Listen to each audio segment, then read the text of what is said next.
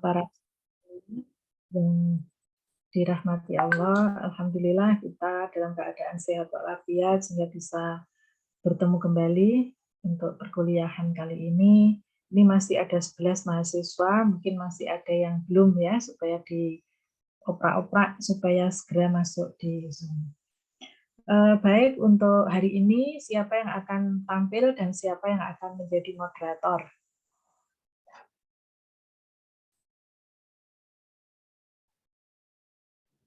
Yang tampil saya Ustazah sama Titi. Ya, terus Moderator silakan. siapa ya? Siapa yang berkenan?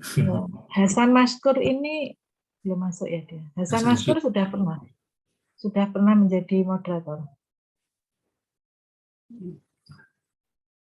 Mas Hasan, Ustadz Hasan, Mas Syukur, bisa ya jadi moderator. Silakan.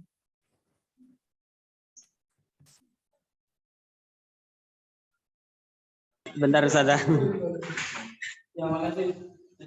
Ya.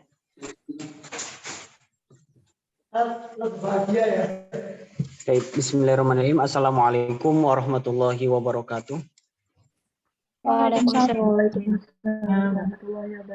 Alhamdulillah, salatan wassalamun ala rasulillah wa ala alihi wa sahbihi wa mawalah wa la hawla wa la quwata illa billah amma ba'du. Baik, Ustazah yang saya hormati serta teman-teman semua yang mudah-mudahan senantiasa diberikan kesehatan dan juga kelancaran dalam menjalankan ibadah di bulan suci Ramadan ini.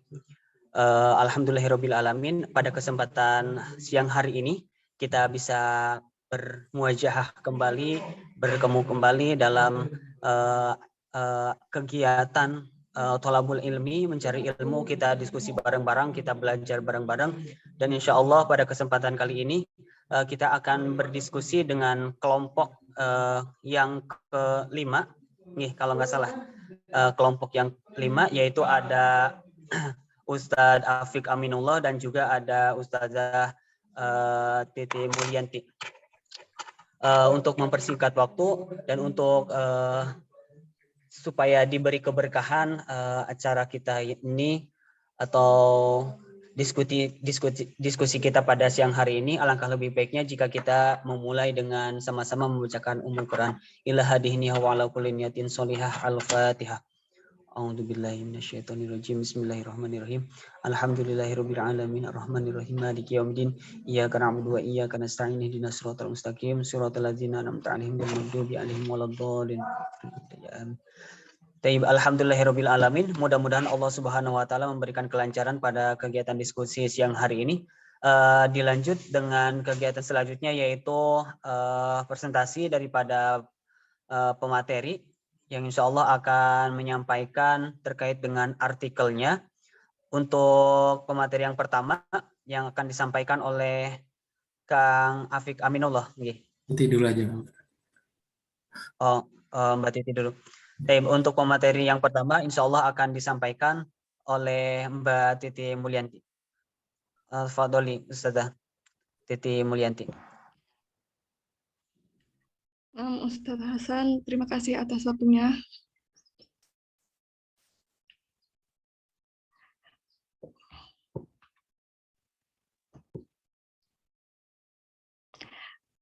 Baiklah, bismillahirrahmanirrahim. Assalamualaikum warahmatullahi wabarakatuh. Waalaikumsalam warahmatullahi wabarakatuh.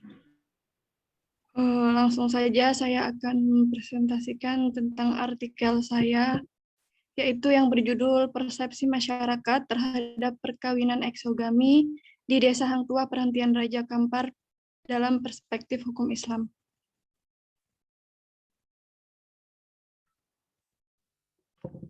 Selanjutnya,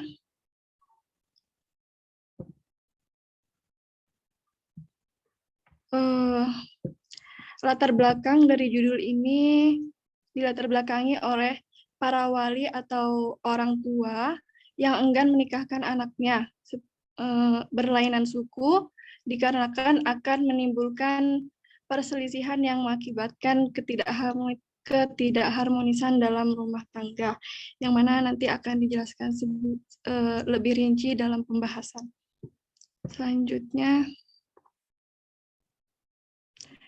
nah, melalui latar belakang ini, maka peneliti dapat merumuskan masalah dan tujuan penelitian, yaitu bagaimana persepsi masyarakat terhadap perkawinan eksogami di desa Hang Tuah Perhentian Raja, dan bagaimana perspektif hukum Islam dalam perkawinan eksogami, yang mana untuk mengetahui persepsi masyarakat terhadap perkawinan eksogami di desa Hang Tuah Perhentian Raja Kampar, dan juga untuk mengetahui perspektif hukum Islam dalam perkawinan eksogami. Selanjutnya,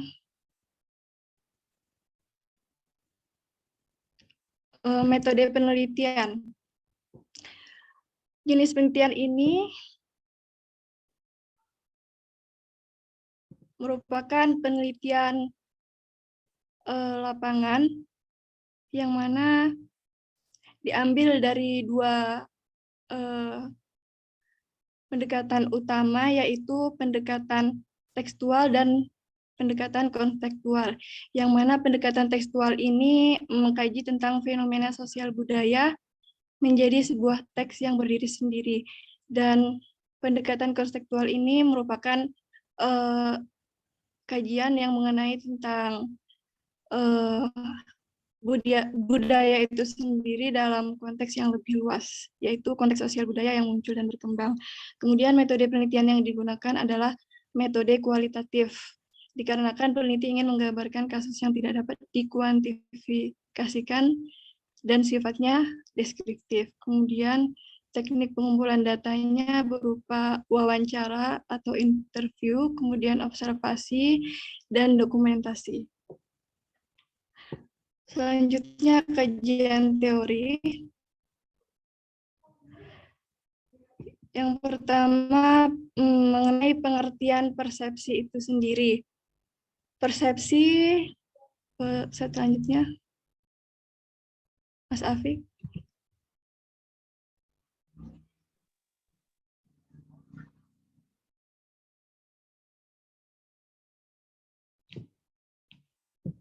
Nah, yang pertama, pengertian persepsi itu sendiri. Persepsi merupakan pengamatan atau tanggapan orang terhadap suatu kejadian, tingkah laku manusia, atau hal-hal yang ditemui sehari-hari. Persepsi juga dapat dikatakan merupakan suatu proses pengenalan atau pengetahuan objek melalui alat indera manusia, kemudian diinterpretasikan untuk memberikan pemahaman.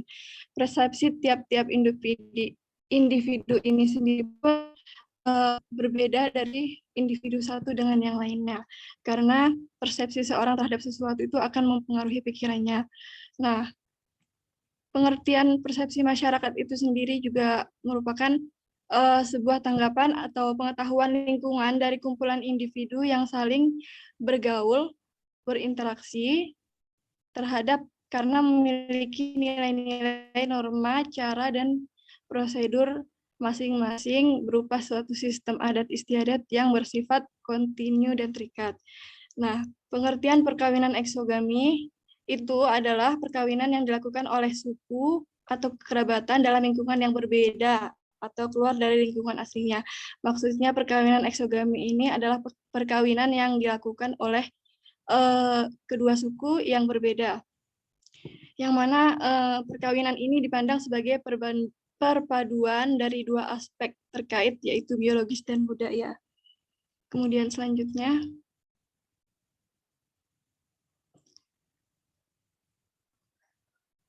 pengertian hukum Islam, yang mana hukum Islam merupakan syariat Islam yang berisi sistem kaidah yang didasarkan pada wahyu Allah dan sunnah Rasul mengenai tingkah laku orang yang sudah dapat dibebani kewajiban atau yang diakui dan diyakini yang mengikat semua pemeluknya. Hukum Islam itu sendiri berarti tentang sekumpulan ketetapan hukum, kemaslahatan mengenai perbuatan hamba yang terkandung pada sumber Al-Quran dan Sunnah, baik ketetapan langsung maupun tidak langsung, yang dilihat dari kacamata agama Islam itu sendiri. Nah, kemudian Sekarang akan masuk pembahasan dan hasil. Yang pertama yaitu persepsi masyarakat terhadap pernikahan eksogami di Desa Hang Tuah, Perhentian Raja Kampar, yang mana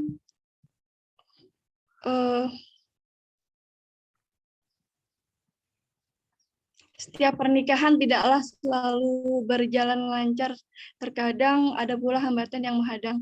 Nah, setiap hambatan tersebut hadir dari berbagai hal, mulai dari pelaksanaan, persiapan, hingga ketidaksetujuan. Nah, beberapa persepsi masyarakat yang peneliti dapatkan dari penelitian di Desa Hang Tuah, Perhentian Raja Kampar, khususnya terhadap keengganan wali atau orang tua dalam menikahkan anak yang berlainan suku. Faktor yang pertama yaitu perbedaan tradisi dan kebiasaan, di mana ditakutkan anaknya akan dijauhkan dari keluarganya, kemudian tidak diizinkan lagi untuk bertemu keluarganya. Nah, selain itu juga berpendapat bahwa kekayaan keluarga jika dilangsungkan pernikahan berbeda suku akan jatuh kepada orang lain. Tetapi jika dilangsungkan pernikahan sesama suku, maka kekayaan keluarga itu masih dipegang oleh keluarga itu sendiri. Kemudian faktor yang kedua, berbeda dalam cara berkomunikasi dan penggunaan bahasa. Nah, hal ini menimbulkan perselisihan dalam perkawinan dan dapat mempengaruhi keharmonisan, yakni adanya rasa canggung untuk berkomunikasi dikarenakan etika ataupun penggunaan bahasa yang berbeda, sehingga tidak terjadinya kenyamanan dalam berinteraksi dalam keluarga tersebut. Kemudian faktor yang ketiga yaitu memiliki perbedaan karakter, yakni seperti menurut seorang ibu yang bersuku Jawa.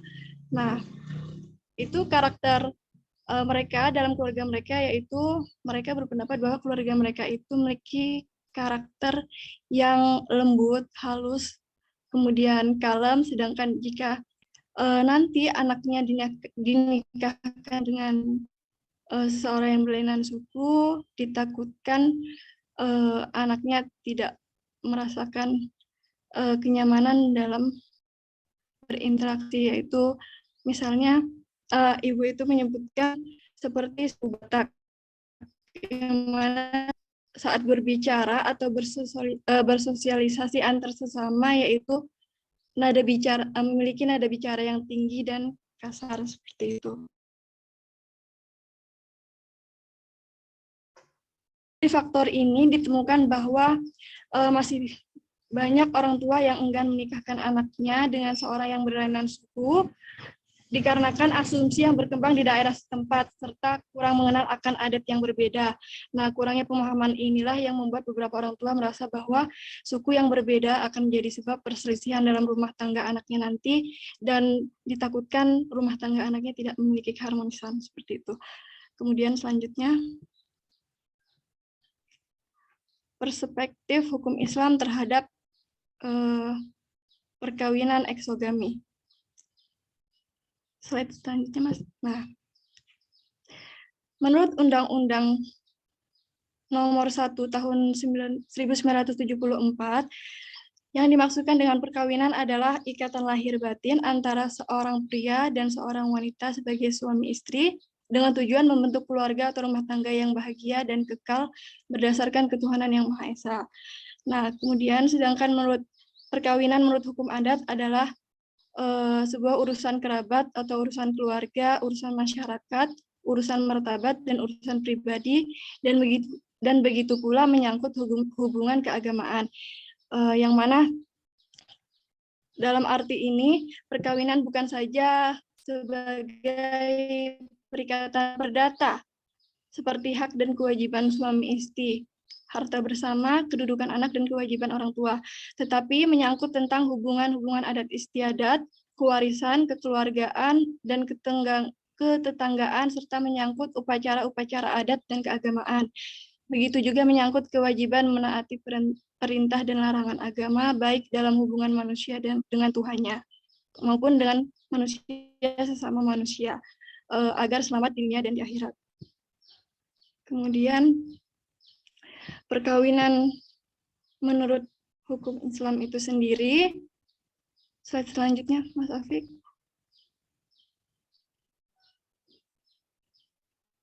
Terdapat 2 pasal yang menyatakan pengertian perkawinan dan tujuan, yaitu pasal 2 dan 3. Pasal 2 menyebutkan bahwa perkawinan menurut hukum Islam adalah pernikahan, yaitu akad yang kuat atau mistawan golizon untuk menaati perintah Allah dan melaksanakannya merupakan ibadah. Nah, pasal yang ketiga, yaitu perkawinan bertujuan untuk mewujudkan kehidupan rumah tangga yang sakinah, mawadah, warohmah, yang mana perkawinan ini ditujukan untuk mewujudkan kehidupan yang mawadah, yaitu mawadah ini terambil dari akar kata yang maknanya berkisar pada kelapangan dan kekosongan, yang mana kelapangan dada dan kekosongan jiwa dari kehendak buruk. Berarti tujuannya itu untuk menemukan cinta yang sejati yang mana di dalam hatinya bersemi mawadah, sehingga tidak akan ada lagi keinginan untuk memutuskan hubungan seperti yang terjadi di sekitar kita, yaitu terjadinya perceraian kebanyakan seperti itu. Dan tujuan yang lainnya yaitu mewujudkan kehidupan rumah tangga yang rohmah, yang mana rohmah itu sendiri dalam kondisi psikologis yaitu muncul di dalam hati, menyaksikan ketidakberdayaan sehingga mendorong hati yang bersangkutan untuk melakukan pemberdayaan. Karena itu dalam kehidupan keluarga masing-masing suami istri akan sungguh-sungguh bahkan bersusah payah mendatangkan kebaikan bagi pasangannya sendiri, serta menolak segala yang mengganggu dan merugikan keluarganya. Seperti itu. Kemudian selanjutnya.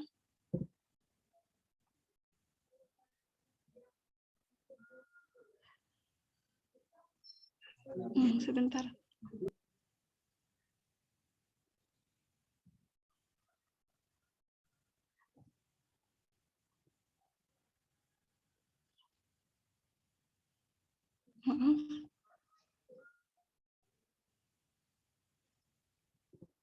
Nah, dalam perkawinan antar suku ini ada perbedaan adat, budaya maupun kebiasaan yang harus diatasi. Seringkali adaptasi dalam perkawinan antar suku atau antar budaya ini sukar diatasi.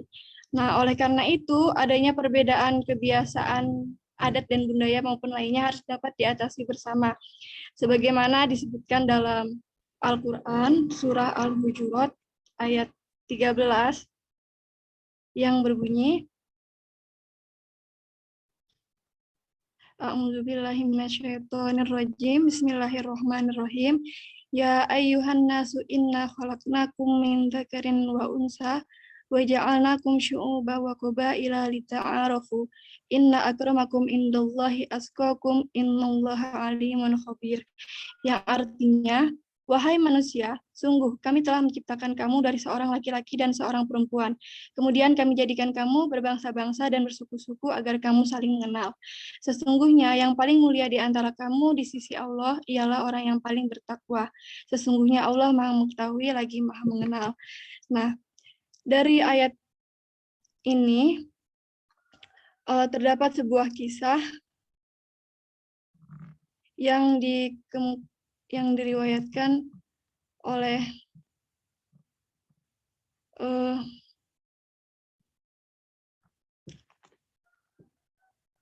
Abu Hindi yang akan dikawinkan oleh Rasulullah kepada seorang wanita Bani Bayadlah. Bani Bayadlah ini berkata, wahai Rasulullah, pantaskah kalau kami mengawinkan putri-putri kami kepada bekas budak-budak kami? Kemudian ayat ini menjelaskan, kemudian turunlah ayat ini dan menjelaskan bahwa dalam Islam tidak ada perbedaan antara bekas budak dan orang merdeka. Nah, kisah ini diriwayatkan oleh Ibnu Asakir di dalam kitab Mubhamatnya yang ditulis tangan oleh Ibnu Basyukawi yang bersumber dari Abu Bakar bin Abi Daud dalam tafsirnya.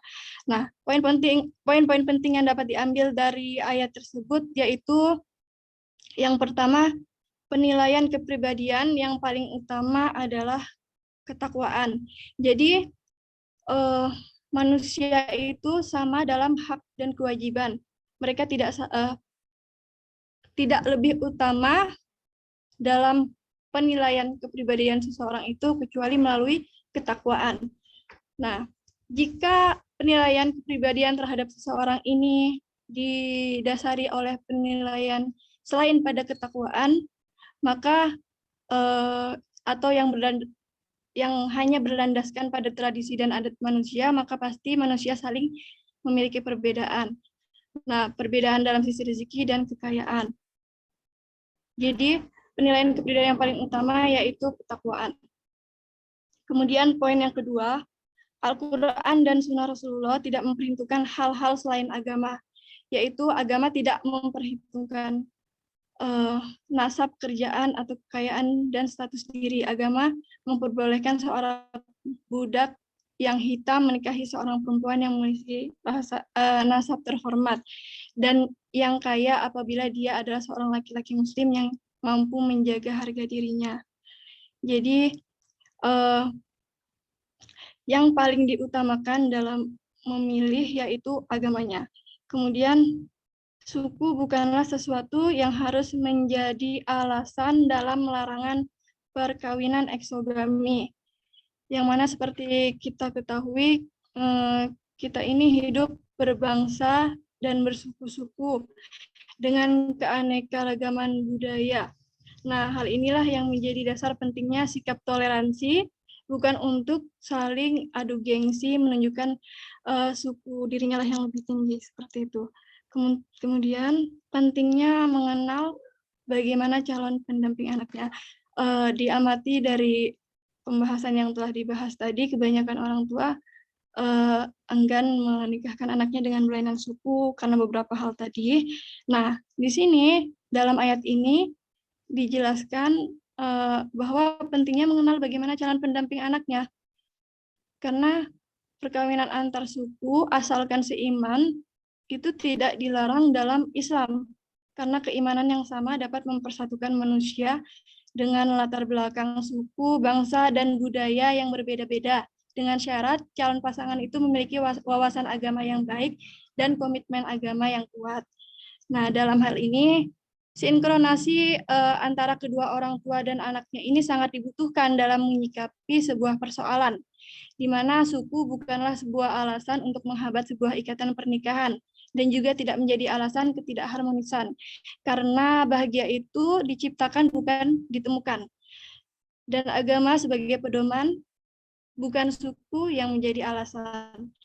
Maka di sini perlu adanya litta'aruf, yaitu saling mengenal, tidak hanya calon mempelai namun juga antar orang tua dengan calon mantunya, agar tidak salah dalam menilai sehingga dapat menimbulkan rasa sayang antara keduanya maupun antara keluarganya, seperti itu.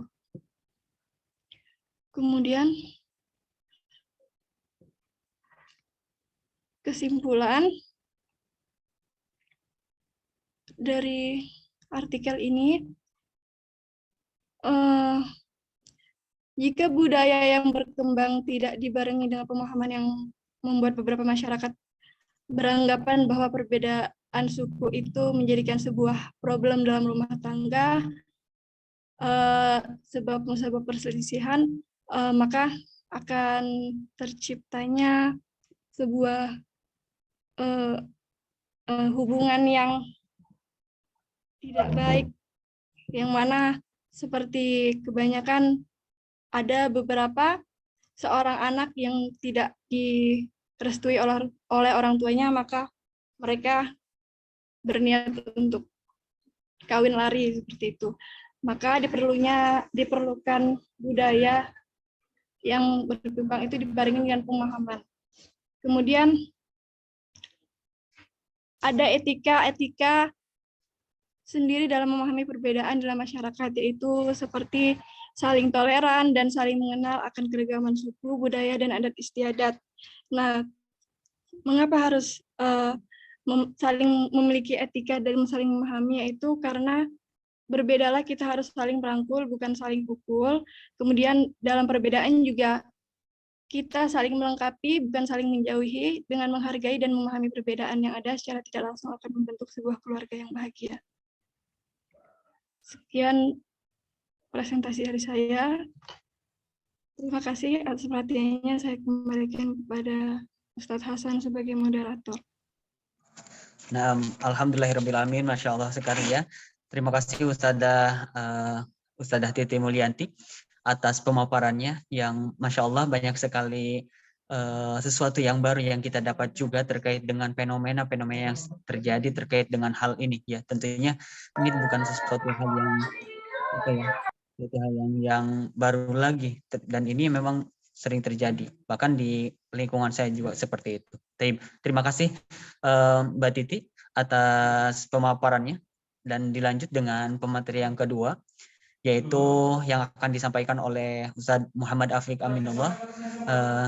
Mangga Ustadz Afiq Aminullah, silakan bisa dipaparkan untuk makalahnya. Maaf, ada gangguan teknis sedikit.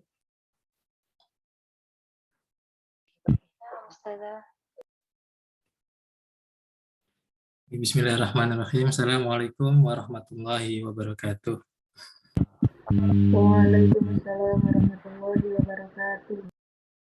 Alhamdulillah di siang ini walaupun suasananya ngantuk ya, ya tidak mengurangi semangat kita dalam perkuliahan pada siang hari ini. Ya, pada siang hari ini saya akan mempresentasikan apa yang sudah saya dapatkan tentang konsep salam lintas agama dalam perspektif sosial dan agama berdasarkan pemikiran Buya Yahya Cirebon. Untuk pendahuluan, penelitian ini saya angkat dari fenomena yang ada di Indonesia, yaitu fenomena penggunaan salam lintas agama yang sering dilakukan oleh para pejabat dan kalangan public figure. Tak terkecuali mereka yang beragama Islam ikut juga mengucapkan salam lintas agama ini di berbagai acara, baik resmi maupun tidak resmi. Nah, saya mengambil penelitian, saya mengambil contoh yang ada di YouTube. Memang ada beberapa para pejabat dan public figure yang mengucapkan salam lintas agama ini. Yaitu yang pertama, ini saya tidak menampilkan videonya karena mungkin nanti takut waktu diupload di YouTube kena di-banned gitu ya. Jadi saya meng-screenshotkan saja. Yang pertama yaitu juru bicara, penggunaan salam lintas agama ini diucapkan oleh juru bicara kepolisian dalam acara press conference kasus Binomo Indra Kents. Ini yang lagi hits pada beberapa minggu yang lalu, seperti itu. Yang kedua yaitu pengucapan salam lintas agama ini diucapkan oleh Raffi Ahmad sebagai public figure ya. Beliau membawakan acara Malam Anugerah Desa Wisata Indonesia 2021 oleh Kementerian Kemenparekraf yang ada di YouTube channel Kemenparekraf. Yang contoh yang ketiga yaitu kalimat salam lintas agama ini juga diucapkan oleh Bapak Presiden kita, Presiden Joko Widodo, dalam acara peresmian stasiun pengisian kendaraan listrik umum ultra fast charging. Nah, sebelum itu kita harus mengetahui dulu apa sih salam lintas agama itu. Nah, salam lintas agama adalah salah satu kebiasaan para pejabat dan public figure tadi itu, baik yang beragama Islam maupun non-Islam, dalam mengucapkan salam pembuka acara resmi maupun non-resmi. Jadi pengucapan ini tidak hanya mewakili agama yang dianutnya itu, tetapi sekaligus mengucapkan salam yang ada 6 salam agama yang ada di Indonesia, yaitu yang ini ya, Assalamualaikum, salam sejahtera, salam dan lain-lain sebagainya, seperti itu. Nah, salam lintas agama yang dilakukan para pejabat ini telah menjadi polemik sekitar tahun 2019 atau 2020 gitu, saya lupa, karena di kalangan masyarakat. Karena sebagian masyarakat ini menganggap bahwa mengucapkan salam lintas agama ini merupakan suatu hal yang mencampur adukan masalah keyakinan atau iman yang dianut dengan keyakinan agama lainnya. Dan ini merupakan bukti ketidakkonsistenan dalam beragama. Tapi ada juga yang menganggap bahwa bahwa semua agama ini sama. Jadi salam lintas agama ini merupakan cara untuk menyatukan antar umat beragama di Indonesia, gitu. Yang kondisi di Indonesia ini majmuk berbagai macam agama, budaya dan lain sebagainya. Oleh karena itu, saya mengambil rumusan masalah, yaitu yang pertama, bagaimana konsep salam lintas agama ini jika dilihat dari perspektif sosial. Dan yang kedua, bagaimana konsep salam lintas agama jika dilihat dari perspektif keagamaan. Nah, khusus saya mengambil pendapat dari Buya Yahya. Nah, mengapa saya mengambil pendapat Buya Yahya ini? Karena memang Buya Yahya ini karena memang sebagian masyarakat di Indonesia itu pasti sudah mengenal nama Buya Yahya ini, karena memang sering ada di TikTok, di sosial media segala macam. Buya Yahya adalah seorang penceramah kondang yang ceramahnya itu bisa ditemukan di berbagai media sosial. Salah satunya YouTube, ada di TikTok juga ada, di di Facebook, Instagram segala macam. Nah, Buya Yahya ini merupakan seorang pendakwah yang berasal dari Jawa Timur. Kalau tidak salah itu beliau memang asalnya dari Blitar dan memiliki lembaga pondok pesantren yang masyhur di Kabupaten Cirebon, Jawa Barat, yaitu Lembaga Pendidikan Dakwah Al-Bahjah. Selain membahas tentang isi dari berbagai kitab, beliau juga sering membahas tentang problematika umat yang kekinian dengan penjabaran yang tegas, lugas, dan mudah dipahami, serta mudah diamalkan.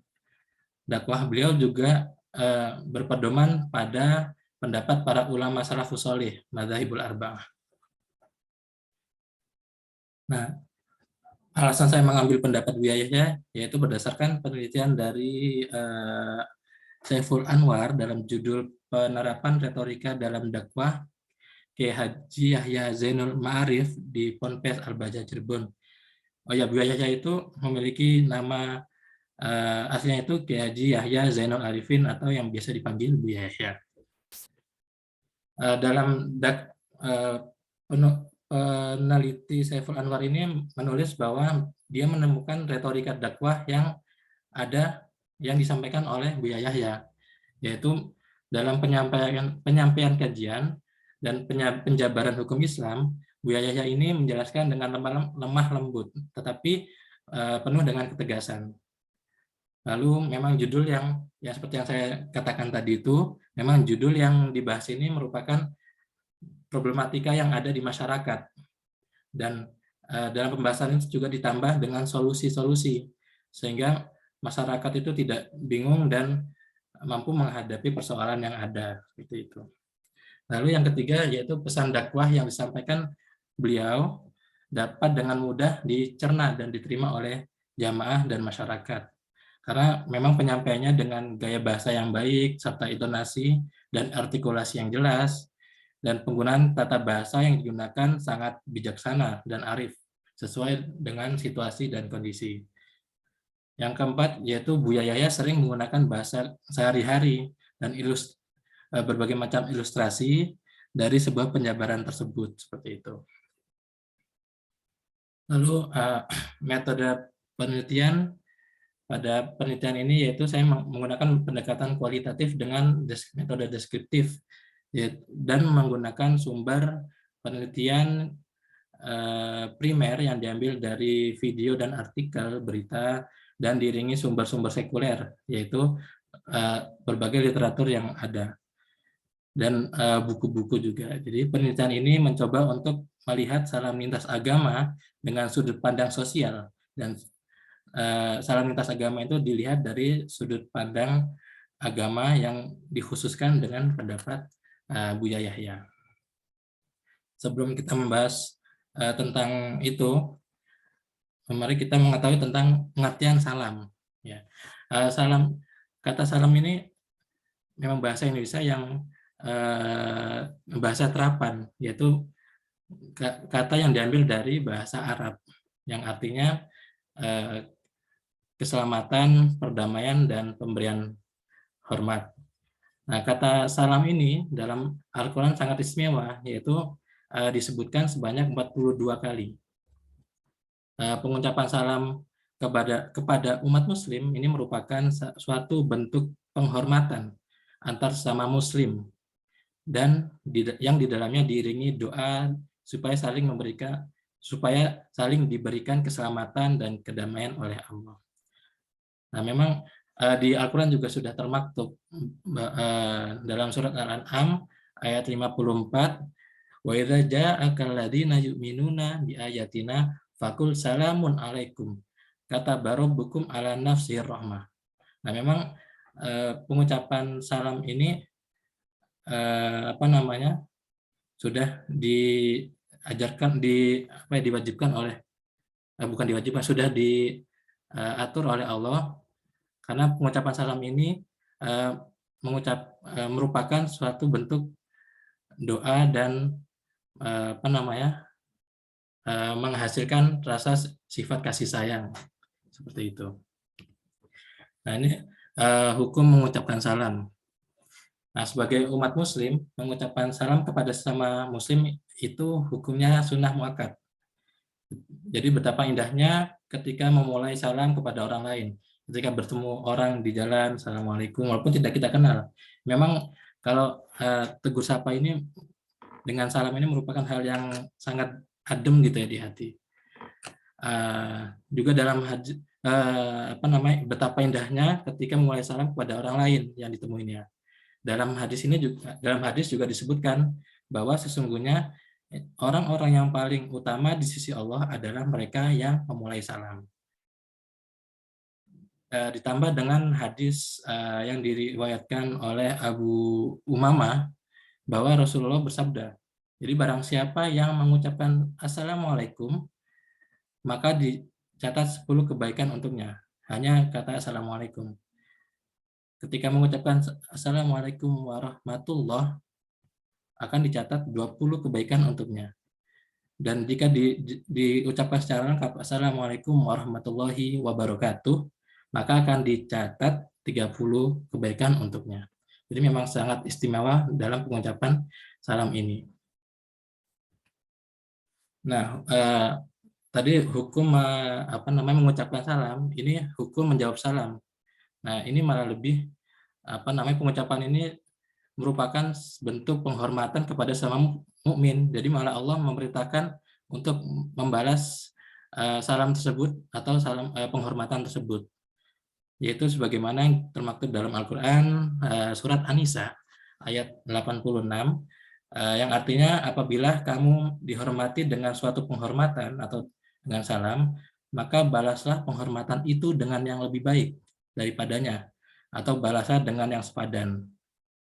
Jadi memang sangat diutamakan dalam menjawab salam tersebut.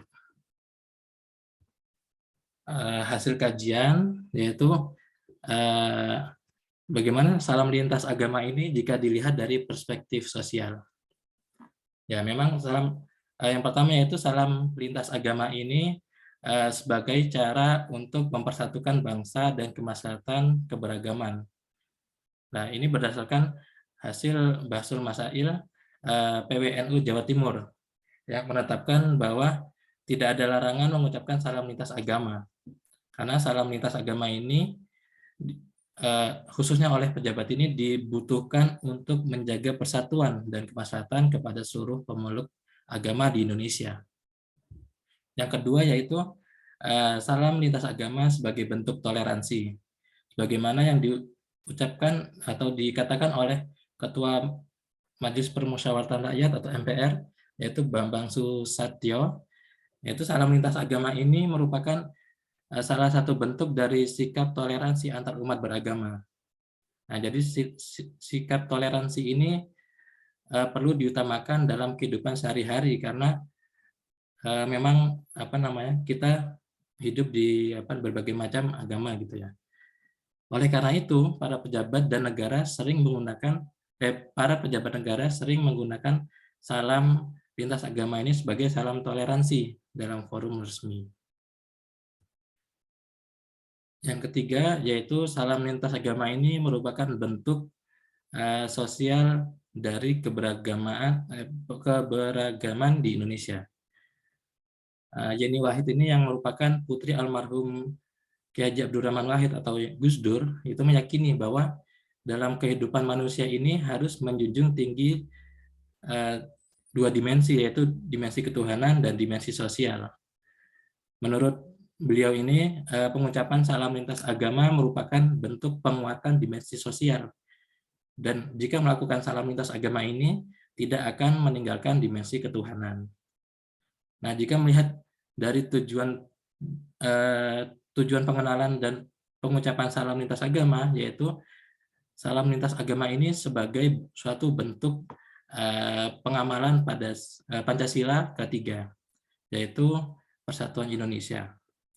Karena di Indonesia ini merupakan negara yang multikultural dan memiliki agama yang bermacam-macam atau multireligius, yang diantaranya keberagaman itu tergabung dalam satu kesatuan yang kita kenal dengan Bhinneka Tunggal Ika. Sehingga dalam mengembangkan toleransi ini melalui pengucapan salam lintas agama dalam acara-acara tertentu adalah merupakan pengamalan dari Pancasila di sila ketiga tersebut. Nah, ini selanjutnya yaitu salam lintas agama jika dilihat dari perspektif keagamaan berdasarkan pendapat Buya Yahya. Nah, jadi sebelum beliau menjelaskan dalam pengucapan salam lintas agama ini, beliau menjelaskan terlebih dahulu tentang pengucapan salam kepada orang kafir atau orang yang selain beragama Islam gitu. Jadi dalam hal ini dalam konteks memulai pengucapan salam kepada orang kafir, ada beberapa ulama yang berbeda pendapat, yaitu pendapat pertama, ada yang ulama yang berpendapat bahwa umat Islam itu dilarang mengucapkan salam dengan kalimat Assalamualaikum warahmatullahi wabarakatuh, dengan kalimat yang full, dengan landasan hadis Nabi. Yang ini yang saya kasih warna ini, la tabda'ul yahuda wan nasara bisalam, yaitu jangan memulai mengucapkan salam kepada orang Yahudi dan Nasrani yang termasuk itu di dalamnya orang-orang kafir atau non Muslim, karena salam yang ada di umat Muslim ini mengandung bentuk kemuliaan kepada mereka. Jadi ketika kita mengucapkan salam, Assalamualaikum warahmatullahi wabarakatuh, kita dianggap memuliakan orang yang bukan selain agama kita atau agama Islam. Lalu ada juga yang berpendapat bahwa mengucapkan salam kepada orang kafir itu diperbolehkan dengan syarat bahwa kita dengan syarat umat Islam yang mengucapkan salam bisa umat Islam yang diucapkan salam, maaf ini salah, orang Islam yang diucapkan salam enggak benar, dengan syarat umat Islam yang mengucapkan salam bisa memastikan bahwa orang kafir itu yang akan mengucapkan, yang akan membalas salam kita itu akan menjawab dengan jawaban yang benar tanpa diplesetkan. Karena memang menurut cerita beliau dulu itu ada yang menjawab salam, ada yang mengucapkan salam dan dibalas sama orang kafir itu dengan apa namanya, dengan perkataan waalaikumsalam, bukan waalaikumsalam. Karena waalaikumsalam dan waalaikumsalam ini artinya berbeda seperti itu. Itu yang menjadi pendapat bahwa pendapat para ulama bahwa mengucapkan salam kepada orang kafir itu tidak dibenarkan seperti itu. Hal ini dapat dilihat dari bagaimana kebiasaan kehidupan orang kafir itu yang kita ucapkan salam itu terhadap kita umat Islam, apakah mereka itu ada kebencian kepada kita. Nah, ini cara pengucapan salam kepada orang kafir. Yang selanjutnya yaitu pengucapan salam kepada orang kafir ini juga berbeda dengan pengucapan umat Islam. Kan tadi yang pendapat kedua itu membolehkan bahwa mengucapkan salam kepada orang selain Islam dengan syarat mengucapkan salam ini cukup menggunakan kalimat assalamualaikum saja tanpa ditambahi warahmatullahi wabarakatuh. Karena yang seperti saya jelaskan tadi bahwa kalimat warahmatullahi wabarakatuh itu merupakan kalimat rahmat dan barokah yang Allah berikan hanya untuk umat Islam. Nah, Bu Yahya juga memberikan saran kepada kita bahwa seandainya kita tetap ingin menambahkan kalimat setelah kalimat assalamualaikum, maka bisa ditambah kalimat hidayah. Contohnya assalamualaikum wal hidayah. Itu tidak apa-apa. Nah, jika salam lintas agama ini dilihat dari perspektif keagamaan berdasarkan Bu Yahya, yaitu ketika mengucapkan salam lintas agama, itu yang pertama yaitu menggunakan salam assalamualaikum saja atau assalamualaikum wal hidayah seperti tadi itu. Yang kedua yaitu sebelum mengucapkan salam dari agama lain itu, kita diwajibkan untuk mengetahui arti dari salam tersebut. Misalkan salam itu artinya apa, Om Swastiastu itu artinya apa. Kita harus tahu makna dari itu, dari salam mereka tersebut. Sebagai umat Islam, salam yang mengandung makna kesyirikan itu tidak boleh untuk diucapkan.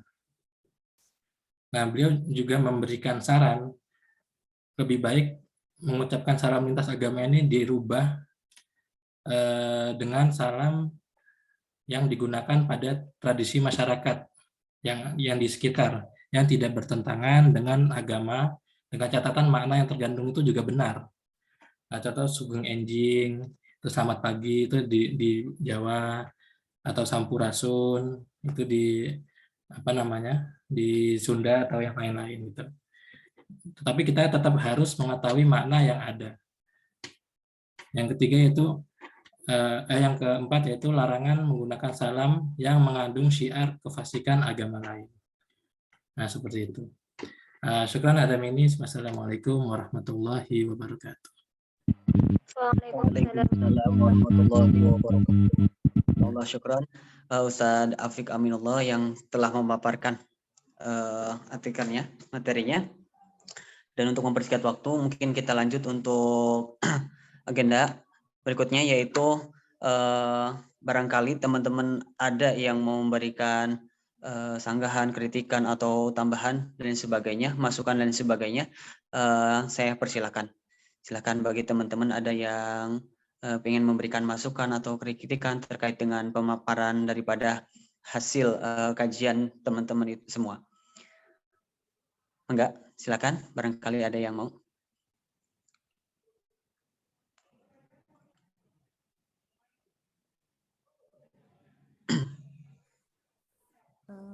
Izin untuk sampaikan sedikit. Baik, silakan Mbak Nabila. Baik, terima kasih. Jadi di sini saya tadi sempat melihat ada husnudonya, ini ketipuan dari presentator pertama. Mbak Titi itu menulis di slide tentang kompilasi hukum. Insya Allah kalau nggak salah tentang kompilasi hukum.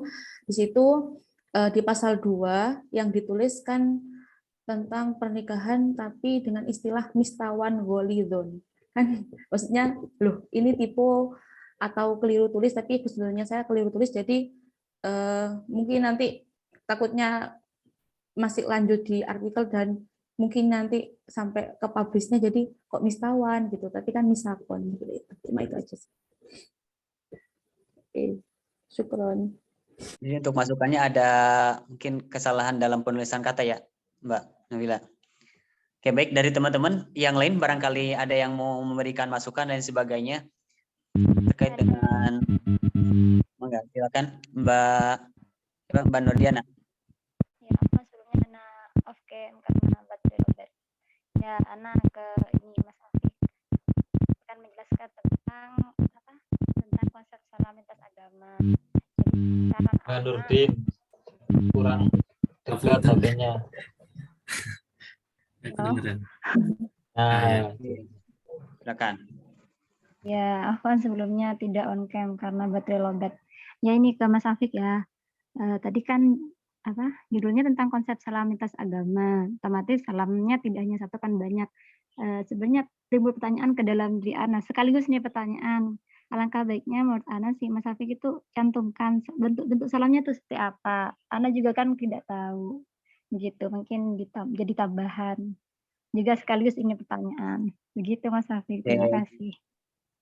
Baik, terima kasih Mbak Nurdiana ya untuk masukannya kepada Kang Afik terkait dengan apa ya judul atau tema yang disampaikan, yaitu salam antar lintas agama seperti itu. Sekaligus ini juga masukan dan juga sebagai pertanyaan, bagaimana sih bentuk salamnya seperti itu. Masukannya ya alangkah lebih baiknya jika memang diberikan juga contoh bagaimana sih salam untuk lintas agama seperti itu. Baik, itu untuk masukannya. Terima kasih Mbak Nabila dan juga Mbak Nurdiana atas masukannya. Dan dilanjut kepada acara yang selanjutnya, yaitu sesi tanya dan jawab.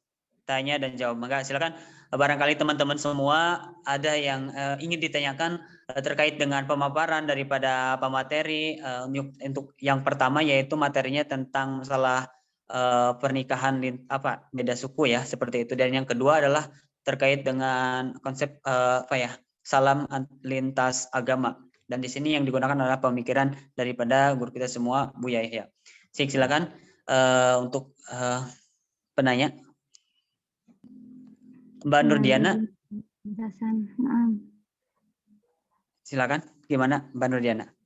Ya, ini pertanyaan kepada Ustazah Titi Mulyanti, presentator pertama yang tadi menjelaskan tentang persepsi perkawinan dua suku yang berbeda. Tadi dijelaskan tentang beberapa faktor yang menyebabkan persepsi itu muncul, yang salah satunya adalah perbedaan tradisi atau juga karena dengan adanya perkawinan dua suku yang berbeda ini akan menimbulkan keluarga yang kurang harmonis, kurang sakinah, mawaddah warahmah. Yang saya mau pertanyakan, faktor-faktor yang tadi disebutkan ini sudah pernah terjadi di daerahnya Mbak Titi yang teliti apa belum, atau hanya persepsi saja gitu. Artinya perkawinan dua suku yang berbeda ini kalau memang pernah terjadi, emang memang tidak harmonis keluarganya atau gimana gitu, sudah terjadi enggak atau hanya persepsi saja. Kemudian yang kedua, bagaimana cara mengubah persepsi yang demikian kepada masyarakat yang ada di sana, begitu. Terima kasih. Baik. Soal Maaf, insya Allah. Yang pertama itu terkait dengan faktornya, apakah memang sudah terjadi di daerah tersebut atau memang hanya persepsi saja. Yang kedua, bagaimana untuk untuk menindaklanjuti atau sebagai solusi daripada persepsi tersebut, persepsi nikah antar beda suku tersebut. Seperti itu, Mbak Nurdiana. Ya, betul. Oke, silakan. Terima kasih Mbak Nurdiana. Selanjutnya, barangkali teman-teman ada yang mau bertanya lagi?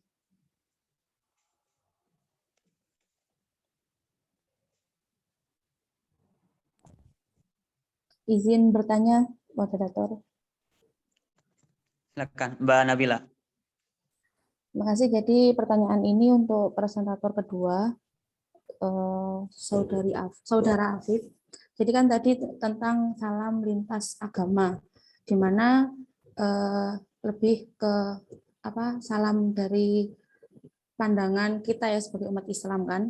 Jadi tadi dijelaskan bahwa Assalamualaikum warahmatullahi wabarakatuh itu termasuk salam yang mulia, dan kalau mengucapkan ke orang kafir hanya Assalamualaikum saja atau Assalamualaikum warahmatullahi wabarakatuh. Nah, ini saya punya pertanyaan gini. Bagaimana menurut pendapat presentator ini masih di lintas agama Islam saja. Jadi banyak sekali zaman saya masih kuliah S1 juga dulu, para anak muda itu kalau bilang salam kadang disingkat-singkat seperti askum gitu. Nah, kan tadi kan ada hukum mengucapkan dan menjawab salam. Bagaimana jika ada yang mengucapkan salam pada kita, askum gitu? Apakah kita harus menjawab tetap Waalaikumsalam warahmatullahi wabarakatuh?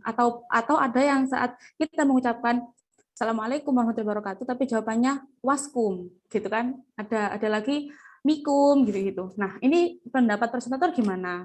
Maksudnya menanggapi hal seperti ini, gitu. Kalau pribadi kemarin saat dia memang latar belakang bukan pesantren dan dia latar belakangnya pesantren tapi mengikuti tren. Terima kasih. Baik, terima kasih Mbak Nabila atas pertanyaannya. Mungkin saya ulangi lagi untuk pertanyaannya ya. Karena tadi presentator menjelaskan bahwasannya untuk salam terhadap lintas agama itu boleh asal tidak asal ada sesuatu yang memang dikurangi kalimatnya seperti itu. Nah, bagaimana pendapat daripada presentator sendiri terkait dengan salam yang digunakan yang masih dalam yang masih dalam kawasan memang sesama umat Muslim gitu ya. Tapi jawabnya mengucapkannya itu tidak lengkap, bahkan sampai disikat-sikat, dan ini karena memang mengikuti tren seperti itu. Begitu Mbak Nabila? Bagaimana pendapat presentator? Oke. Bagaimana pendapat? Oke. Syukran Mbak Nabila. Oke.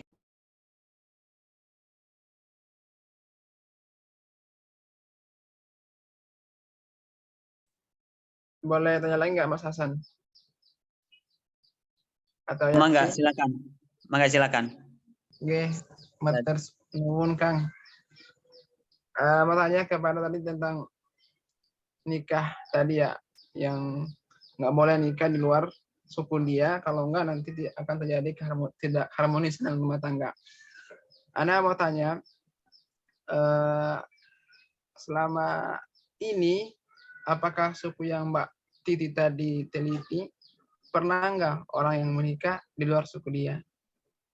Terus yang terjadi sama dia itu apa? Apakah dia langsung cerai atau emang nggak bahagia?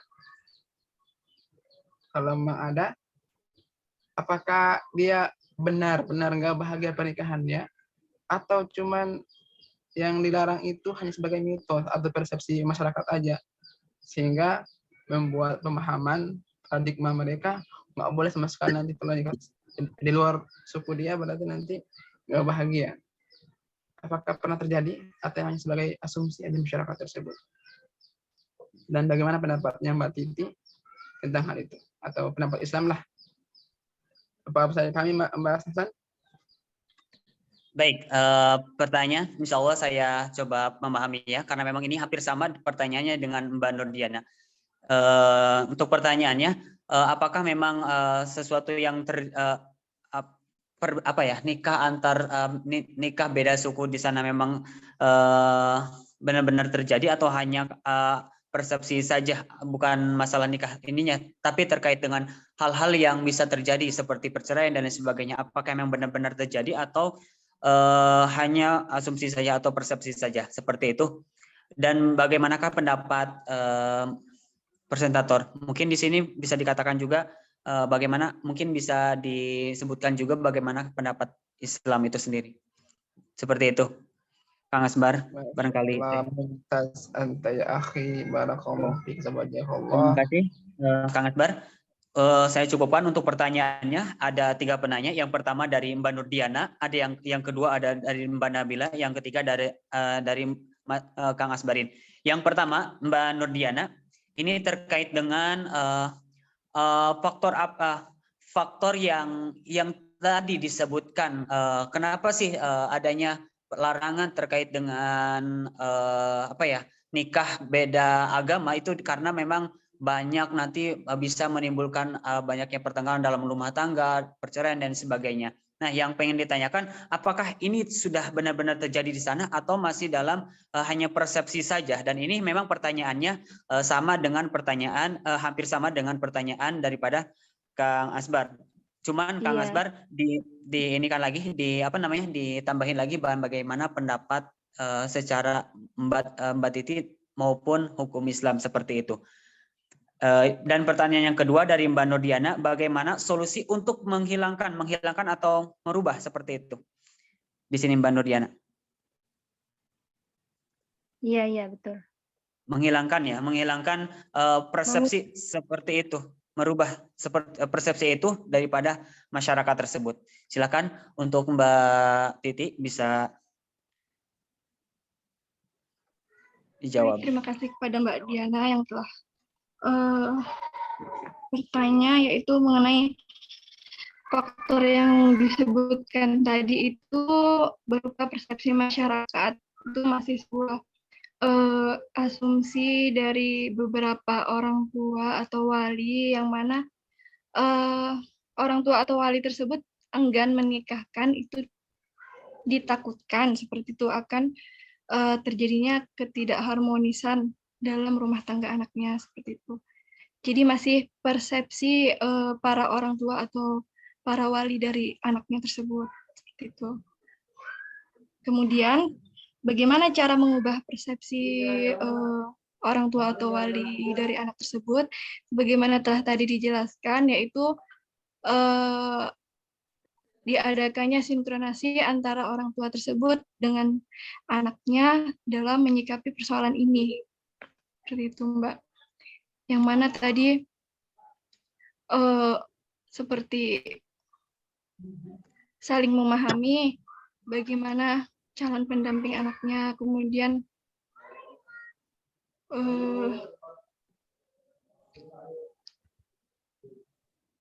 dilihat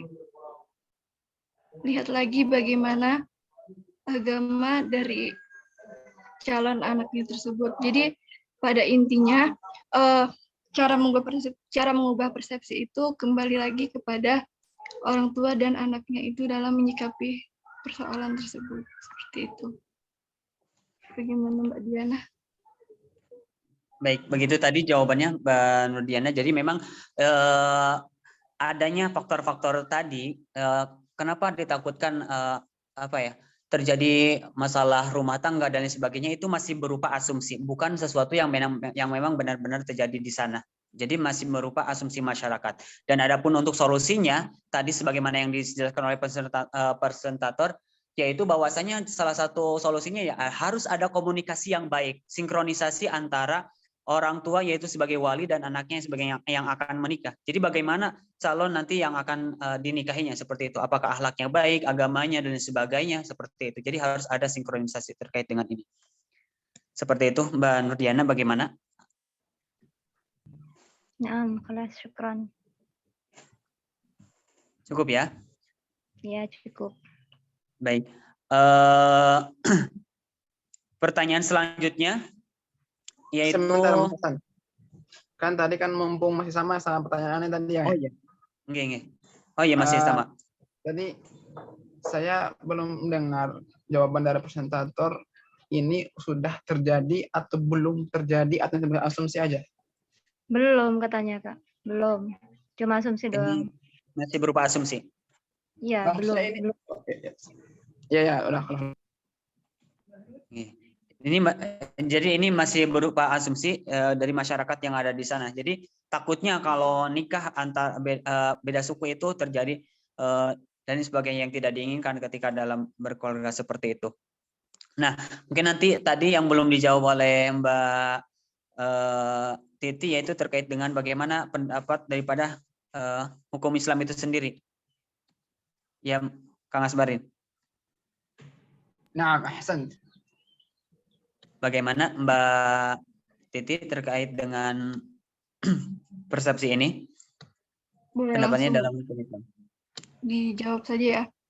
Ya, biar masih dalam satu pertanyaan. Bagaimana tadi yang sudah dijelaskan dalam surat Al-Hujurat ayat 13 ya, di situ terdapat poin-poin yang bisa diambil dari ayat tersebut, yaitu perspektif hukum Islam terhadap perkawinan eksogami ini, yaitu yang pertama yaitu penilaian kepribadian yang paling utama adalah ketakwaan. Jadi jika asumsi orang tua atau wali itu mengenai ketidakharmonisan anaknya dikarenakan faktor yang disebutkan tadi, maka harus lebih ditekankan lagi bahwa penilaian utama pada pribadi seseorang yaitu melalui ketakwaannya, seperti itu. Kemudian Al-Quran dan Sunnah pun tidak tidak mempermasalahkan pernikahan beda suku selama masih dalam satu agama, seperti itu.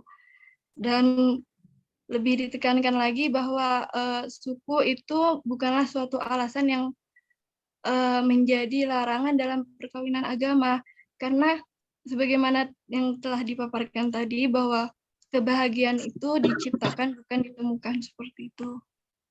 Masya Allah. Ya, kebahagiaan itu diciptakan bukan ditemukan. Tuh, Kang Asbar menciptakan kebahagiaan. Jadi ya, seperti ini. Jadi gitu ya, Kang Asbar ya. Jadi memang dalam agama itu sendiri, dalam Al-Quran ataupun dalam hadis itu sendiri tidak ada yang namanya larangan menikah beda suku, seperti itu ya. Dan di sini bagaimana sih solusinya terkait dengan kita menikah dengan beda suku, bagaimana supaya rasa takut itu hilang? Makanya yang harus ditekankan adalah bagaimana kita memilih calonnya, seperti itu. Lihat ketakwaannya, agamanya dan sebagainya, seperti itu.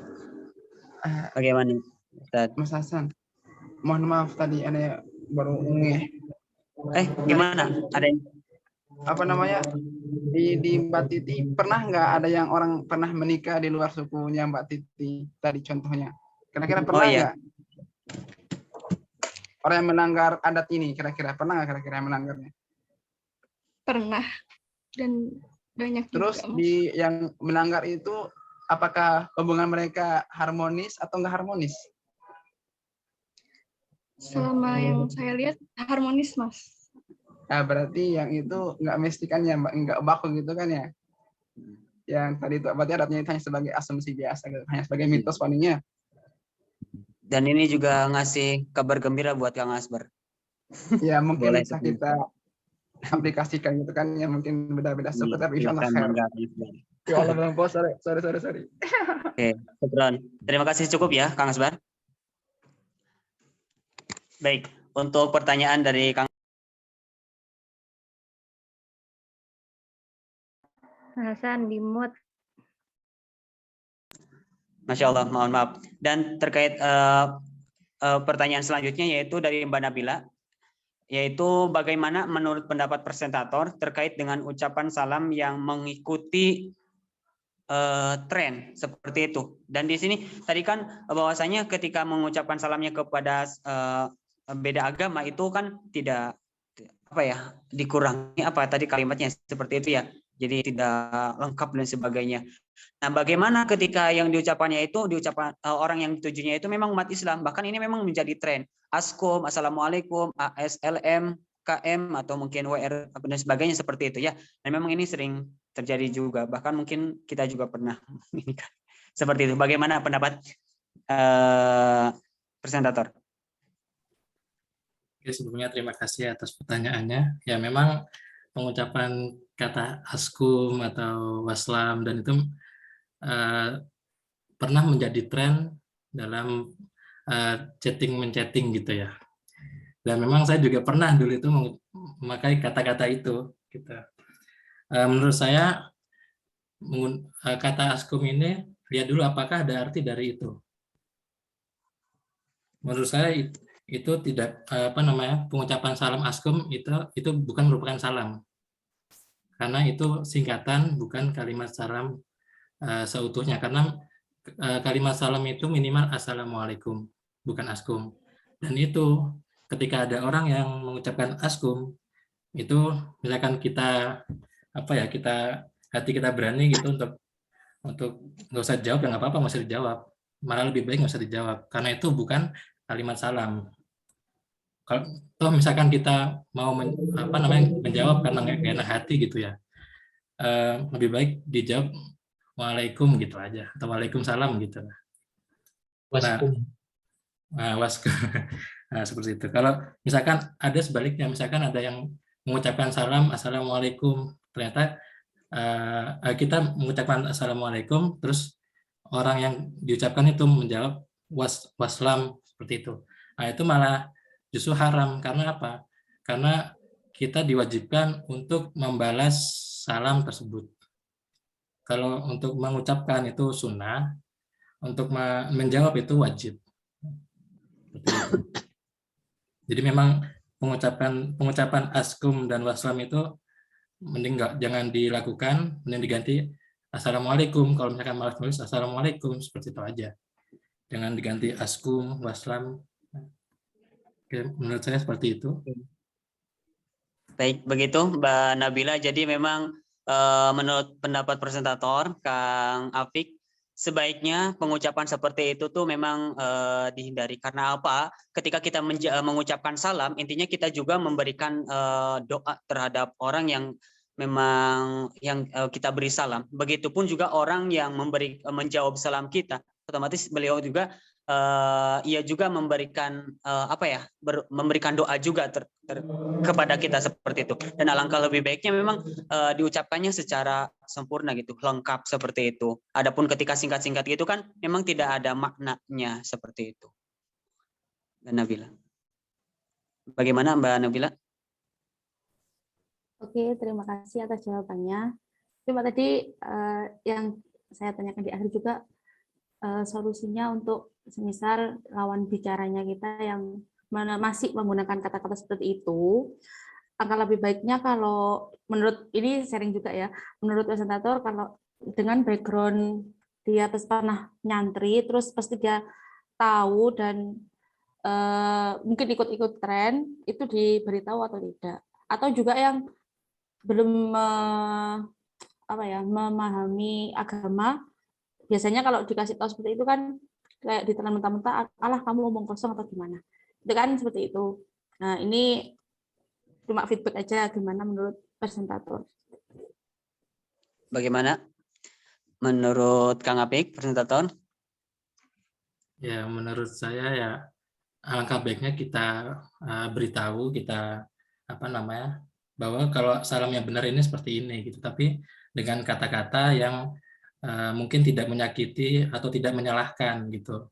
Jadi kita memberikan solusi, bukan menyalahkan. Kalau mengucapkan kalimat itu salah, bukan, jangan seperti itu, karena memang tiap hati orang itu berbeda-beda, cara penangkapan pemikiran orang juga berbeda-beda seperti itu. Mungkin kita jangan menyalahkan, tetapi bilang aja alangkah lebih baiknya menggunakan kata assalamualaikum gitu aja. Ya. Mungkin cukup. Baik, kan? Seperti itu Mbak Nabila gitu ya jawabannya. Jadi kita ya nggak apa-apa memberitahu, tapi bukan dalam berarti kita menyalahkan sepenuhnya dia itu salah seperti ini.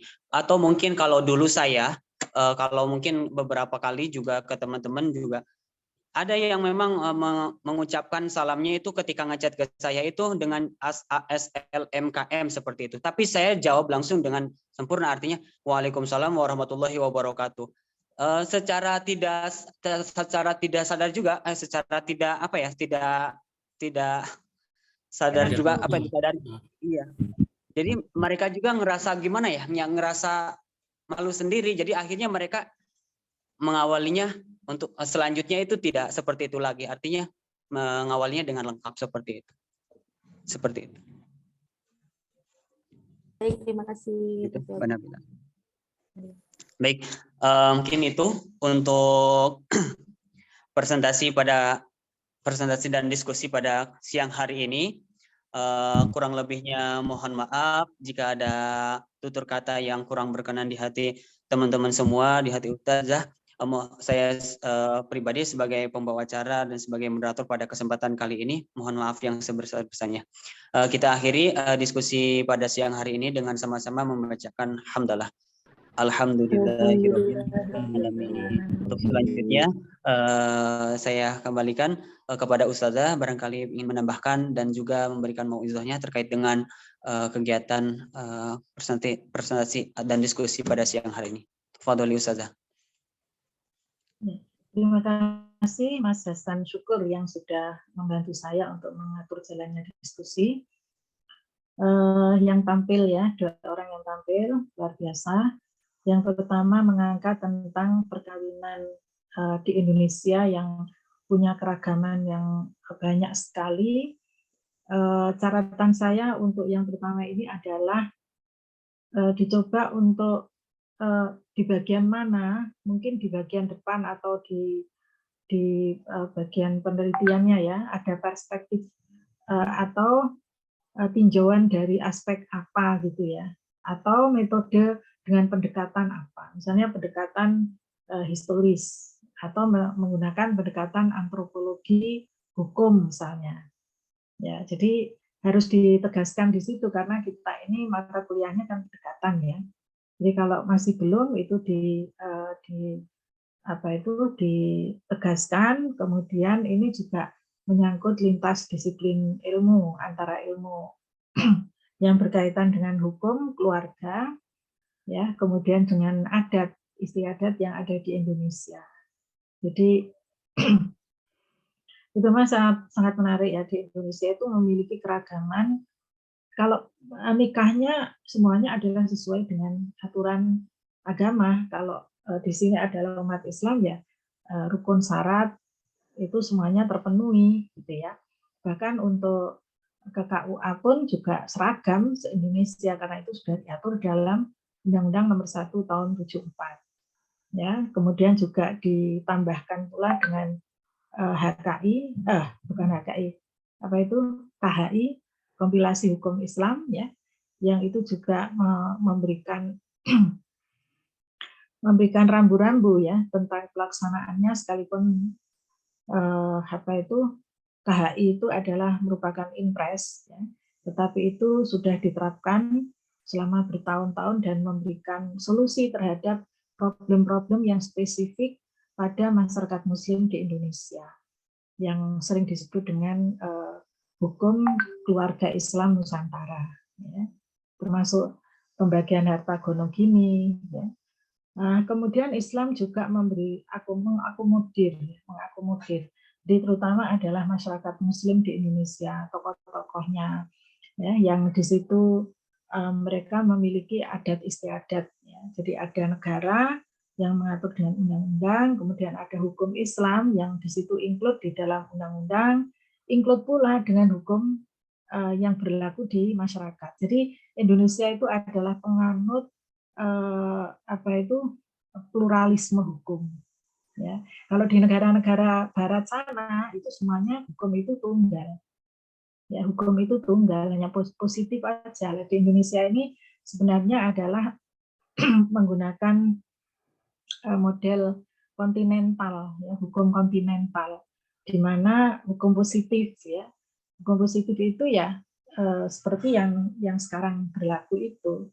Tetapi dalam hal perkawinan itu masih ada ada bukan perdebatan ya, ada ambigu ya, terutama adalah tentang sahnya perkawinan.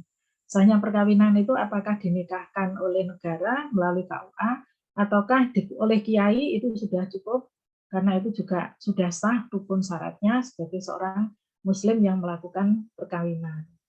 Makanya kan sampai sekarang perkawinan siri itu jika dilakukan itu kemudian tidak dikenakan denda karena memang ada persoalan di sini, gitu ya. Kemudian yang paling aneh itu begini,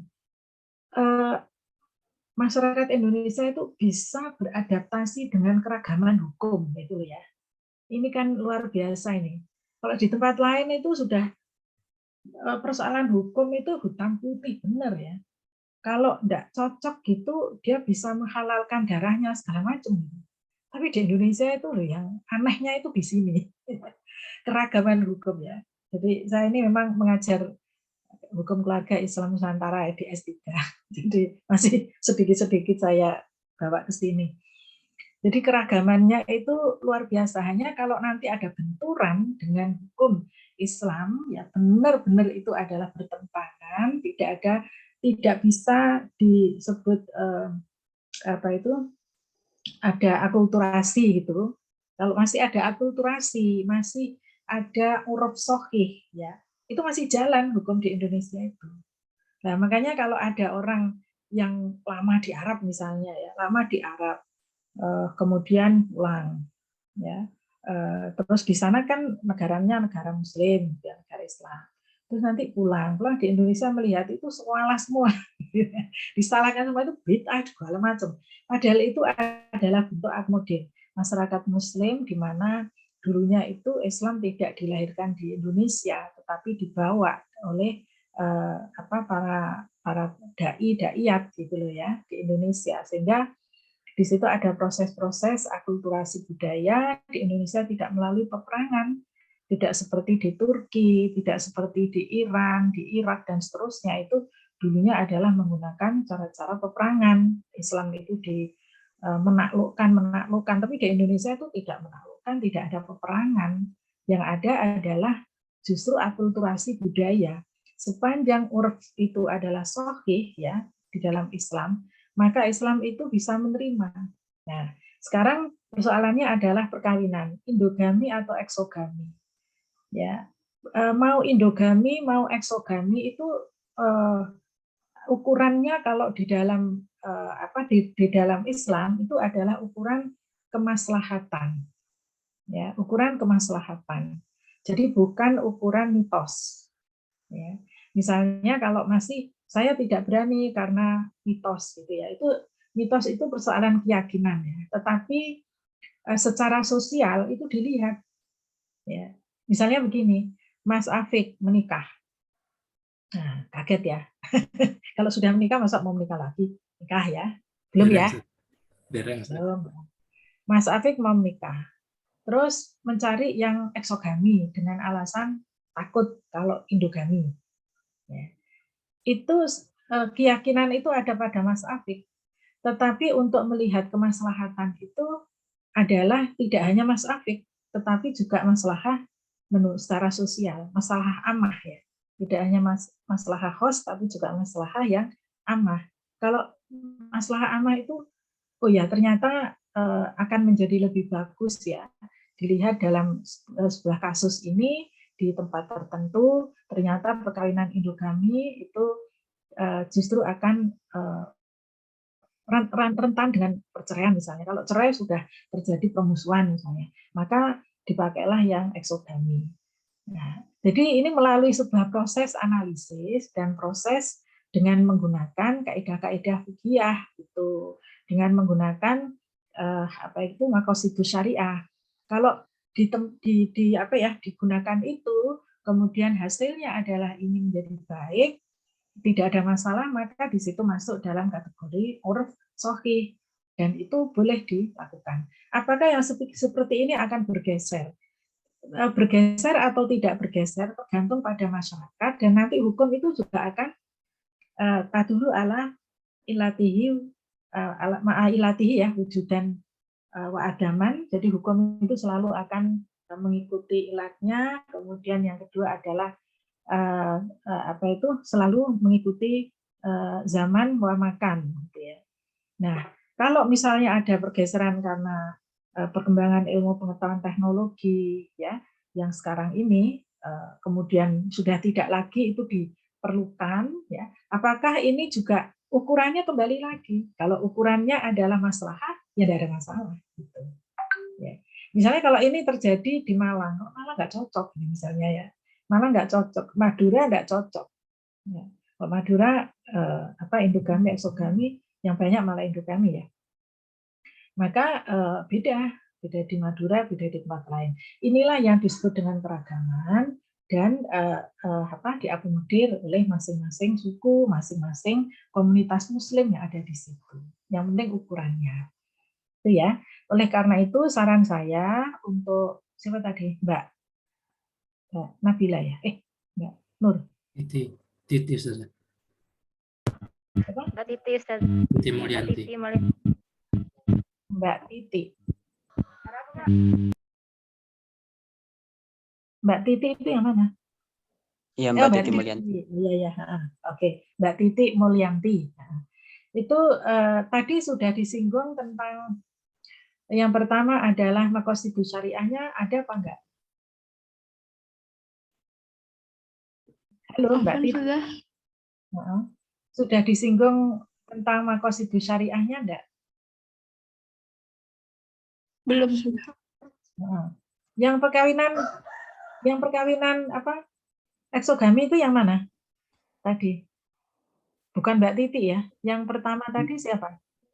Mbak Titi, Ustazah, Mbak Titi. Mbak Titi ya. Jadi ditambahkan maqasidus syariah ya, dibuka bukunya apa? Teorinya As-Satibi. Ya, yang Hifdzuddin, Hifdzun Nafas, Hifdzul Asal, Hifdzul Nasl, Hifdzul Irt atau Hifdzul Nasl, Hifdzul Mal ya. Nah, di situ yang paling urgent itu adalah Hifdzuddin dan juga Hifdzul Nasl ya. Itu yang lebih berdekatan dengan persoalan yang diangkat ini. Kemudian yang kedua adalah urf ya. Ini kan persoalan perkawinan tetapi dikaitkan dengan adat ya. Biasanya juga dilihat dari perspektif urfnya juga. Untuk bisa melihat ini baik dilakukan atau tidak baik, ini haram atau mau dibolehkan ya, boleh atau dilarang, itu juga melalui sebuah proses analisis urf. Ya, gitu ya Mbak? Iya, sudah. Nah, jadi kalau data-datanya sudah cukup bagus, tinggal analisisnya ditambahkan itu. Terus yang kedua tadi, siapa yang kedua tadi? Kang Afik Aminullah. Siapa? Afik Aminullah. Mas Afik Aminullah. Ya, tadi tentang salam ya. Jadi salam ini memang diperdebatkan. Dulu di tahun berapa ya? 80-an ke 90. Itu Gus Dur itu pernah menggebrak setelah pulang dari Mesir. Tahun 84 beliau itu pulang dari Mesir. Mungkin kalian belum lahir ya. Kalau saya 84 itu sudah punya anak satu. Tapi kalian belum lahir. Nah, di tahun itu saya masih ingat ya, ramai sekali itu ya, ditulis di majalah Gatra, kemudian juga ditulis di Republika, ditulis di banyak sekali lah. Yang dulu ada majalah Pelita dari saya ya. Koran apa majalah? Koran Pelita. Nah, itu di situ Gus Dur dihujat habis-habisan karena beliau mengatakan bahwa salam itu ternyata tidak efektif di Indonesia.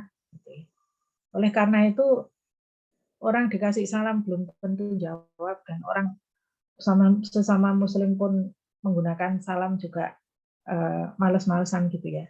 Sudah sekarang salam itu diganti aja, selamat pagi, selamat siang, selamat sore gitu. Kalau diterjemahkan kan misalnya sobahu surur dan seterusnya. Nah itu Gus Dur dihujat habis-habisan oleh banyak tokoh gitu ya. Tetapi beliau tetap saja seringkali mengatakan selamat pagi, selamat siang, selamat sore gitu. Nah ini ya namanya Gus Dur ya.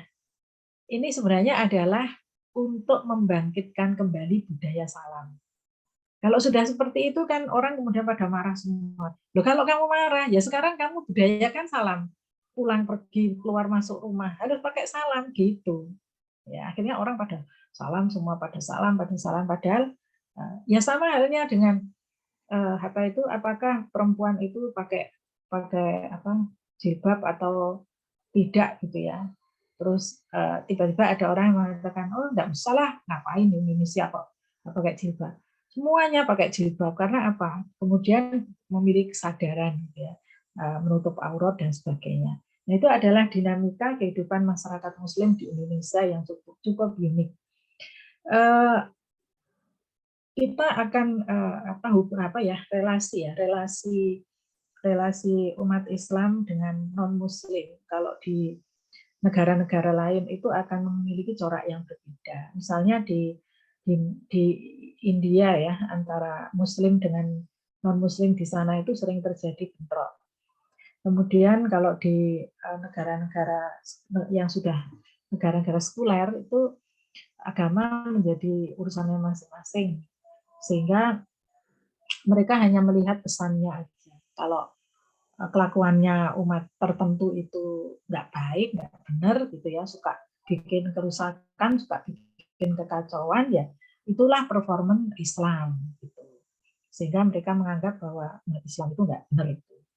Beda dengan di Indonesia. Di Indonesia ini kalau yang namanya relasi-relasi dalam kehidupan sehari-hari, ya toleransi, inklusivisme, kemudian pluralisme yang ada di Indonesia, tiga kosakata itu merupakan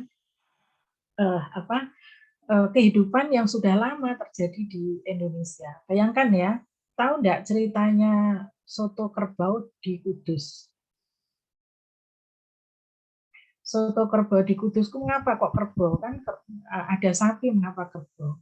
Pada waktu itu di daerah pantai utara, khususnya di daerah Pati, Kudus, dan sekitarnya, di sana masih kental sekali orang-orang beragama Hindu, di mana orang agama Hindu itu adalah Hindu yang menyembah sapi gitu loh, ya, menyembah sapi. Hindunya mungkin Hindu yang, karena Hindu juga punya aliran-aliran ya, ada Hindu Bali, ada Hindu Tengger, ada juga Hindu yang Pantura gitu. Nah, di sana kemudian para Sunan, Kanjeng Sunan itu tidak mengharamkan memakan sapi, tetapi menghargai umat Hindu yang tidak, yang memuja sapi, sehingga jangan ada orang yang membunuh sapi di sini, bukan menyembelih sapi di sini, ya. Kemudian digantilah dengan kerbau. Sampai sekarang menjadi makanan khas soto daging kerbau khasnya Kudus. Jadi namanya soto Kudus. Nah, itu dari daging daging kerbau. Nah, ada lagi dulu di daerah pantai utara juga, mulai dari Tuban sampai ke barat sana. Itu dulu Sunan Muria. Sunan Muria itu di sana kan banyak orang yang memelihara anjingnya. Banyak sekali orang memelihara anjing. Setiap rumah itu seperti kita punya ayam gitu. Nah, bagaimana supaya anjing itu menjadi berkurang populasinya? Caranya adalah beliau itu ternak kambing sebanyak-banyaknya, memberikan contoh kepada masyarakat, mengajak masyarakat untuk yang sudah muslim itu kemudian beternak kambing, tanpa beliau itu melecehkan atau menghina atau membuli orang-orang di situ yang masih suka makan daging anjing, ya, biarin gitu ya, itu dibiarin aja, tapi mengajak. Bahkan ada umat Islam yang sudah masuk Islam pun dia masih makan anjing, ya. Akhirnya dikasihlah jalan keluarnya itu, ini model Islam di Indonesia ya, model Islam di Indonesia itu selalu damai. Kalau kita lihat sejarahnya Sunan Kanjeng Sunan dulu itu luar biasa, dan itu di luar Jawa juga begitu, sama ya, sejarah Islam di luar Jawa juga sama. Ini memang model Nusantara begitu loh. Nah, itu kemudian mengajak ternak kambing, terus beliaunya itu kambingnya kan banyak sekali. Akhirnya begini, siapa yang punya anjing? Karena anjing dengan kambing kan ternaknya cepet kambing ya. Siapa yang punya anjing 1, nanti saya ganti kambing 2. Dagingnya lebih banyak kambing. Nah, jadi tidak sapi ya, karena sapi kan tidak boleh orang Hindu. Nah, akhirnya banyak sekali orang senang dengan daging kambing gitu ya, apalagi kemudian dimasak dengan macam-macam. Disitulah orang kemudian sudah tidak lagi beralih ya. Bahkan beliau juga memberikan anak-anaknya, anak yang baby kambing itu dikasihkan supaya bisa diurus di rumahnya masing-masing dan nanti diternak. Ya. Jadi itu adalah stimulan yang diberikan oleh oleh seorang Kanjeng Sunan Muria itu, ya, dengan cara menggeser budaya yang asalnya haram menjadi halal, ya, dengan teknik dakwah yang luar biasa. Nah, jadi kalau sekarang dakwah itu nggak boleh, dakwah kalau sekarang semakin orang semakin rasional, kok dakwahnya hanya Allahu Akbar kemudian mukul-mukul, Allahu Akbar kemudian sholatnya keliru dan sebagainya. Jadi ini yang kalau saya dari kecil dulu diceritani sama ibu saya kalau mau tidur, cerita tentang Kanjeng Sunan Bonang, Kanjeng Sunan Kudus, Kanjeng Sunan Muria, Kanjeng Sunan Gunung Jati, gitu ya. Kanjeng Sunan Sunan Ampel, gitu. Itu ceritanya saya dulu waktu kecil itu. Begitu sekarang saya dewasa, saya sudah tua. Kemudian tampilan Islam kayak begini tuh. Kalau kamu kan baru lahir ya, anak-anak milenial ya. Nah, saya ini kan sudah 62 tahun gitu. Jadi saya Gestapo itu saya sudah lahir. Ya, G30 SPKI itu saya tidur di kolong, kemudian ibu bapak saya itu singitan sembunyi dan sebagainya, anaknya dewer-dewer terus sembunyi. Tapi yang ekstrim kakak saya yang pertama itu masih zaman sebelum kemerdekaan lahirnya, malah lebih ekstrim lagi. Tapi saya mengalami yang kayak begitu. Nah itu kisah-kisah yang saya baca, diajarkan di sekolah-sekolah, diajarkan itu di madrasah ibtidaiyah ya. Terus karena ibu saya juga mengajar di situ. Terus kalau mau tidur itu diceritani macam-macam, diceritani Khulafaur Rasyidin gitu. Jadi yang enggak aneh-aneh, yang sederhana-sederhana, tapi itu buat anak-anak itu luar biasa. Makanya saya itu terus jadi aneh, sekarang kok bisa ya Islam di Indonesia kok seperti ini, kok enggak bisa mengakomodir, terus kok datang tiba-tiba menyalah-nyalahkan gitu. Ya, enggak tahu sejarah, tidak pernah belajar tentang Indonesia gitu. Terus tiba-tiba semuanya mau diganti khilafah, mau diganti apalah namanya. Terus siapa yang nanti jadi khalifah? Rebutan lagi itu, semuanya akan muncul itu tambah tengkar, halal darahnya semuanya pada mati. Ya, nanti semuanya tokoh itu pada mati sendiri-sendiri, sama dengan yang disebutkan dalam Gono Coroko. Gono Coroko Doto Sawolo monggo Doto Sawolo monggo bodongo. Ya, jadi yang terakhir adalah sama-sama menjadi batang itu bangkai. Nah ini ya, jadi itu filsafatnya orang Jawa.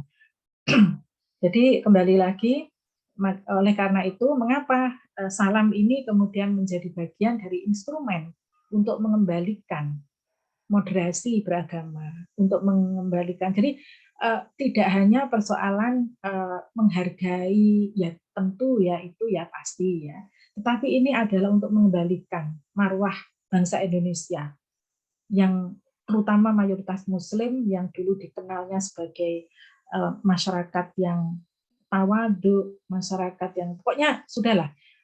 Ini yang sudah ada yang pergi haji atau yang pernah ke Arab Saudi ya. Di sana itu yang namanya orang-orang orang Indonesia itu jumlahnya banyak, tapi tidak pernah yang namanya jamaah haji itu nyaris tidak pernah melakukan yang namanya kriminal. Ya beda dengan bangsa-bangsa yang lain, jumlahnya nggak banyak, tapi kadang-kadang melakukan pelanggaran-pelanggaran. Kalau bangsa Indonesia ini enggak, jamaah-jamaah haji Indonesia, karena mereka kalau manggil perempuan kan Siti Rahmah gitu. Karena apa? Karena perempuannya itu sopan-sopan gitu ya. Ya laki-lakinya sopan, tapi dia membandingkan perempuan Indonesia itu dengan perempuan di tempat lain itu sangat berbeda.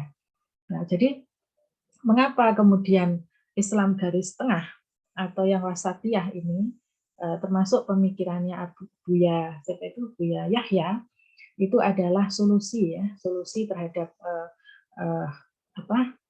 sesuatu yang lebih besar. Jadi tidak hanya persoalan salam ini halal, haram dan sebagainya. Ini simbol sebenarnya.